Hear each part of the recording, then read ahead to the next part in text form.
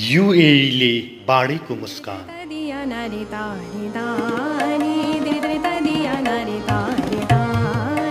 भनिन्छ दुःख बाँडे आधा हुन्छ, सुख बाँडे दोब्बर।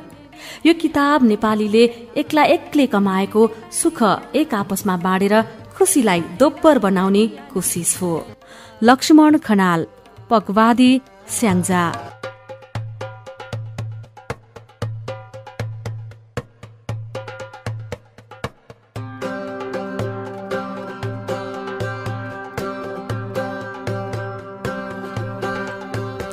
म रुँदै यो धरतीमा आउँदा पुरै गाउँ हाँसेको थियो। म जन्मिँदाको प्रसव वेदनाका यादहरू सुनाउँदै आमा भन्नुहुन्छ, प्रसव पीडाले छटपटाइरहेकी म। अरूले छोरा जन्मियो भन्दा विश्वास नलागेर आफै हेरेँ। तँलाई देखेपछि सबै पीडा भुलेर म खुसीले हाँसेछु। छोरा जन्माउने रहरमा बुबा आमाले 4 धामको तीर्थयात्रा, पूर्णिमा पूजा, देवी देवताका भाकल सबै पूरा गरिसकेर 5वटी दिदीहरूपछि जन्मिएको 6औं सन्तान म। आमाका स्मरण सुन्दै हुर्कँदा आफूले बुझेको संसार र शिक्षाबाट हाम्रो पुरुष प्रधान समाज र यसको मानसिकताले परिवारमाथि पारेको प्रभाव सुनेर चकित खाँदै हुर्केको व्यक्ति म।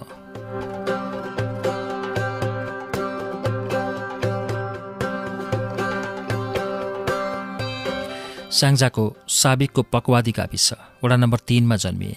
त्यहीँको धुलो माटोमा मेरो बाल्यकाल बित्यो। सुरुमा घरको आर्थिक अवस्था सामान्य रहे पनि हामी हुर्कँदै बढ्दै जाँदा घरको अवस्था खुम्चिँदै र कमजोर बन्दै आयो। मभन्दा पछि जन्मिएका एक बहिनी र एक भाइसहित 8 जना सन्तानलाई शिक्षा दीक्षा दिनु सामान्य कुरा थिएन। बुबाले अभावमा पनि हामीलाई उच्च शिक्षाको लागि सधैँ प्रोत्साहन गरिरहनु भयो। घरको आय स्रोतको नाममा बुबाले चलाउने एउटा कुटानी पिसानी गर्ने राइस मिल बाहेक हामीसँग अरू केही थिएन। त्यही मिलको सहारामा हामीले आफ्ना आवश्यकताहरू पूरा गर्दै गयौँ। बुबा स्थानीय राजनीतिमा पनि संलग्न हुनुहुन्थ्यो।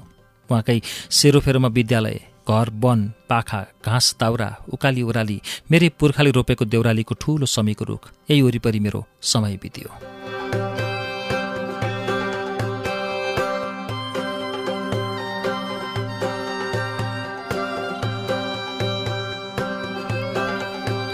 मलाई विद्यालयको पहिलो दिन आजसम्म पनि मानसपटलमा ताजा छ। बुबाले मलाई र मभन्दा 1 वर्ष पहिले जन्मिएकी दिदी फुलमायालाई एकै दिन स्कुलमा भर्ना गरिदिनु भएको थियो। स्कुल भर्ना भएको पहिलो दिन हामीलाई कक्षा 1 मा बस्न लगाइयो। उक्त समयमा विद्यालयमा शिशु कक्षा थिएन, सिधै कक्षा 1 बाट पढ्नु पर्थ्यो। हामी दिदीभाइ एउटै बेन्चमा बसेको देखेर अन्य साथीहरू चिच्याउन थाले। केटा र केटी एकै ठाउँमा बसेको देखेर उनीहरू चिच्याएका थिए। सानै उमेरबाट त्यसरी केटा र केटी अलग बस्नुपर्ने मानसिकता भएको समाज। हामी दिदीभाइ निकै रोयौँ। त्यो दिन हामी करिब 1 घण्टा जति कक्षा बसेर घर फर्केका थियौँ। गाउँ नजिकै रहेको श्री ज्ञानोदय निमावि, हाल उच्च मावि सुरु भएको औपचारिक शिक्षा बिस्तारै अगाडि बढ्यो। विद्यालय पाठ्यक्रममा भन्दा अन्य साहित्यिक किताबहरू, घटना र राजनीतिका किताबहरू धेरै पढ्न मन लाग्ने बानी परे पनि विद्यालय शिक्षामा कहिले फेर हुनु परेन। निम्न माध्यमिकसम्मको अध्ययन गाउँको विद्यालयमा सकेर माध्यमिक शिक्षाको लागि म गाउँबाट नजिकै रहेको बजार गल्याङ स्थित आदर्श आवासीय माविमा भर्ना भएँ। त्यहीँबाट एसएलसी उत्तीर्ण गरेँ।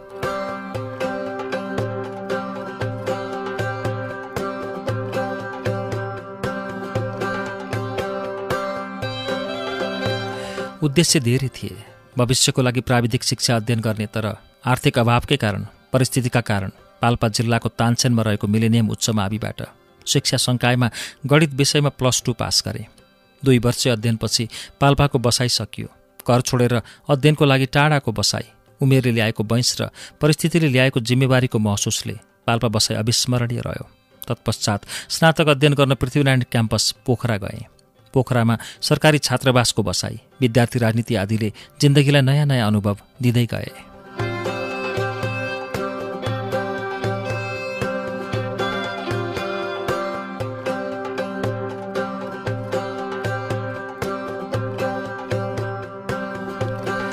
बुबा कम्युनिस्ट राजनीतिमा आबद्ध हुनुहुन्थ्यो। बुबाको सुत्ने कोठामा आज पनि पुष्पलाल, मदन भण्डारी, जीवलाल आश्रितका फोटोहरू छन्। तत्कालीन नेकपा एमालेको मुखपत्र नवयुग पत्रिका निरन्तर घरमा आउँथ्यो। मैले हिँड्न र बुझ्न जान्ने भएदेखि बुबासँग धेरै राजनीतिक कार्यक्रमहरूमा सहभागी भएँ। निर्वाचन वा विभिन्न समयमा नेपाली काङ्ग्रेसद्वारा सञ्चालित र लहरमा लाग्ने स्थानीय झुण्डहरूले बुबामाथि हुने साङ्घातिक आक्रमण र विभिन्न मानसिक यातना नजिकबाट निहालिरहेको म भित्र विद्रोही राजनीतिक प्रभाव पर्नु सामान्य थियो जस्तो लाग्छ। यस्तै कारणले म भित्र राजनीतिको रहर र आकर्षण बढ्यो। मैले विद्यालय समयमा नै विद्यार्थी सङ्गठनमा आबद्ध भएर राजनीतिमा उपस्थिति देखाएको थिएँ। तत्कालीन नेकपा एमालेको विद्यार्थी सङ्गठनसँगै प्ररायु सङ्घ गाविसको संयोजकसम्म बन्ने अवसर मिल्यो। उक्त समयमा देश युद्धमा होमिएको थियो। जनयुद्धले नयाँ नयाँ प्रयोग र उचाइ लिइरहेको अवस्था थियो। स्थानीय नेपाली काङ्ग्रेसको अफवाह र जाली साक्षीका कारण एक दिन तत्कालीन शाही नेपाली सेनाले माओवादीको आरोपमा बुबालाई गिरफ्तार गर्यो। यो घटनाले म भित्र ठूलो प्रभाव पर्यो। बेला बखत हुने त्यति बेलाको नेकपा माओवादीको गतिविधिमा सम्पर्क बढाउँदै म तत्कालीन माओवादीको विद्यार्थी राजनीतिमा आबद्ध पाएँ। विद्यार्थी राजनीति यात्राका अनेक अनुभवहरू समेट्दै अखिल नेपाल राष्ट्रिय स्वतन्त्र विद्यार्थी युनियन, क्रान्तिकारीको जिल्ला सदस्य र तत्कालीन नेकपा माओवादीको पार्टी एरिया कमिटी सदस्यसम्मको मेरो अनुभव रह्यो।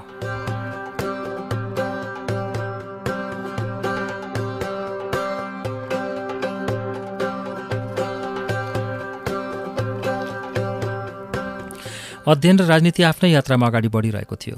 पहिलो संविधान सभाको निर्वाचन भर्खरै सकिएको थियो। आफ्ना चाहनाहरू एकातिर थिए भने पारिवारिक समस्या अभाव अर्कोतर्फ। परिवारमा बढ्दै गइरहेको आर्थिक चापका कारण बुबाले सक्रिय राजनीति लगभग छोडिसक्नु भएको थियो। यिनै विविध कारणले म पनि राजनीतिमा सक्रिय भइरहन सकिनँ। राजनीतिभन्दा पारिवारिक समस्या ठूलो देख्यो मनले। अनि सुरु भयो परिवारको ऋण तिर्ने र परिवार पाल्ने उद्देश्य र जिम्मेवारी सहितको वैदेशिक रोजगारीको यात्रा।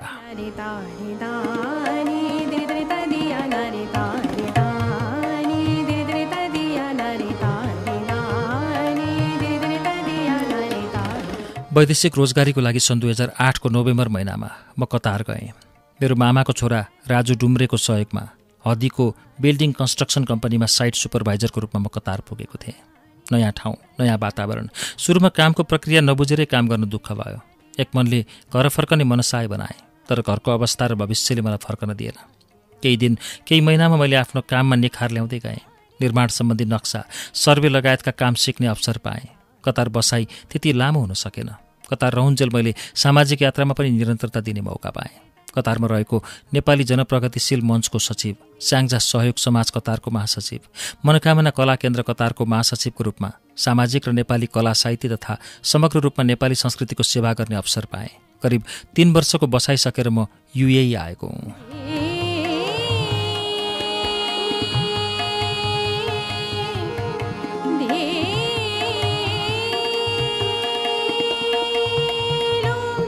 विश्वसामु तीव्र गतिमा विकास गरिरहेको युएई नेपालीहरूको वैदेशिक रोजगारीको लागि राम्रो र सुरक्षित गन्तव्य मानिन्छ। कतार रहँदा दुबईको गुणगान सुनेर दुबई आउने रहर ठूलो थियो। सन् 2012को सुरुवातमा म युएई आएँ। दुबईमा रहेको मास्क बिल्डिङ कन्स्ट्रक्सन कम्पनीमा साइट सुपरभाइजरको जिम्मेवारी थियो। नेपाली समाजसेवी चन्द्रप्रसाद सापकोटाद्वारा सञ्चालित उक्त कम्पनीमा करिब 2 वर्ष कार्य गरे। कतारको अनुभव र लगनशीलताका कारण कार्य सम्पादनमा खासै गाह्रो भएन। युएई आएको करिब 2 वर्ष पश्चात मैले स्याङ्जा जिल्लाकै लक्ष्मी बस्यालसँग बिहे गरेँ। अहिले हाम्रो सन्तानको रूपमा 2 वटा छोरीहरू छन्।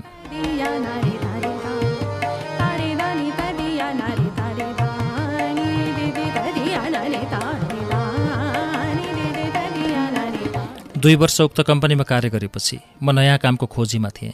विभिन्न कम्पनीहरूमा सम्पर्क बढाएँ। केही कम्पनीहरूबाट राम्रा राम्रा अफरहरू पनि आए। सिप भएकाहरूलाई अवसरको कमी नभएको महसुस भयो। सन् 2014मा हाल कार्यरत कम्पनीमा सेल्स एक्जिक्युटिभको पदमा रहेर कार्य गर्न सुरु गरेको। युएईको शारजामा रहेको Al Rafia marble and granites एलएलसीमा हालसम्म काम गरिरहेको छु। मेहनत र इमान्दारितामा विश्वमा परिचित हामी नेपालीहरूमध्येको एउटा व्यक्ति। मैले पनि आफूलाई निरन्तर निखार ल्याउँदै आजसम्म इमान्दारीपूर्वक कार्य गरिरहेको छु। परिवारको आवश्यकता परिपूर्ति यही युएईले गरिरहेको छ। करिब 8 वर्ष लामो युएई बसाइले आर्थिक सन्तुष्टि मात्र दिएन, विश्व समुदायसँग परिचित बनायो। करिब 200 देशका नागरिक रहने युएईमा आएर विभिन्न देशका भाषा, संस्कृति, कला अध्ययन गर्ने अवसर जुट्यो। त्यो सँगै युएईले गजब भविष्य दियो। युएईको सिपले केही वर्षमा नेपाल फर्केर आफ्नै व्यवसाय गर्न सक्ने हिम्मत दियो। नयाँ वैज्ञानिक र आधुनिक प्रविधि पछ्याइरहेको युएईलाई नजिकबाट निहालेर अनुभव लिने अवसर दियो, जसले मेरो भविष्यका योजनामा थप मजबुत ऊर्जा दिने विश्वास लिएको छु।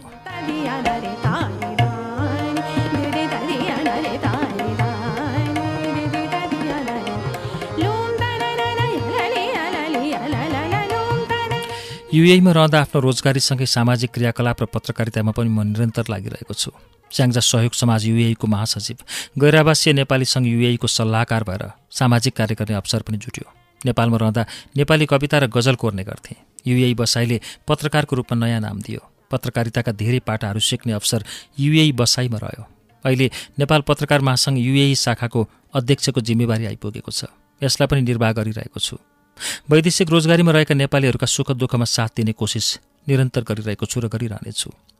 युएई बसाई अब यति नै बाँकी छ भनेर यकिन त छैन। अझै केही वर्ष युएईमा नै रोजगारी गर्ने र युएईले दिएको सिप, दक्षता र युएईमा आर्जन गरेको लगानीले भविष्यको लागि नेपालमा केही गर्ने सपना बनिरहेको छ। भविष्यमा म जहाँ जसरी रहे पनि मेरो कर्मभूमि युएई सदैव मेरो मनमा रहनेछ, जसले मलाई असल कर्म र भविष्य दिएको छ।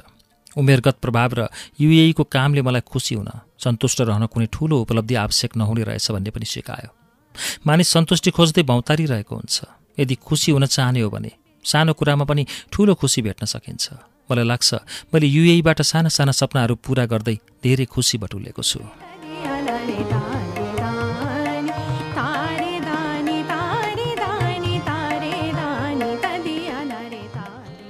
लक्ष्मण खनाल, पकवादी स्याङ्जा।